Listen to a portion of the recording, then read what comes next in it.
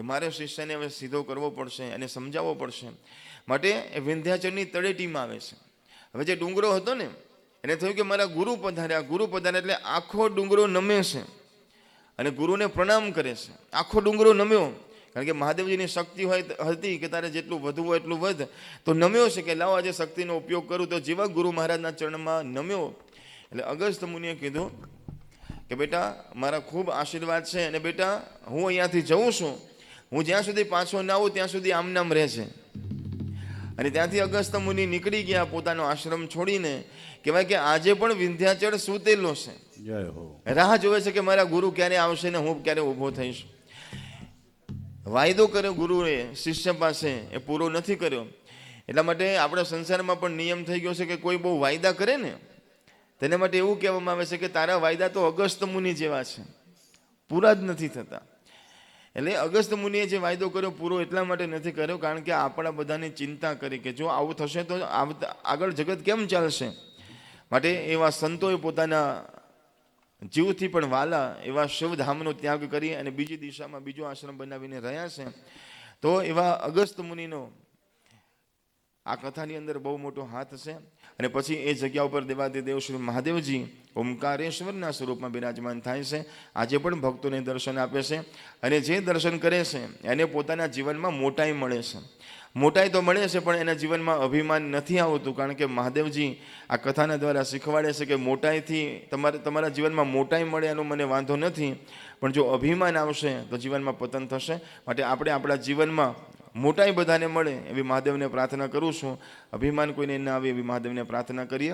બોલો ઓમકારેશ્વર મહાદેવ કી જય.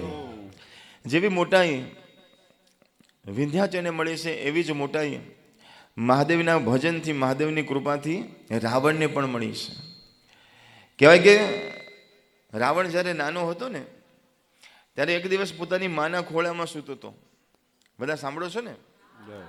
હા, એ નથી બોલતા હો, ઘણાને ઝોકા આવી જાય છે હો, એટલે મારે બોલવું પડે. ઘણાને એમ થાય કે આ મહારાજ શું કામ બોલાવે છે, પણ તમને અહીંયાથી બધું ન દેખાય.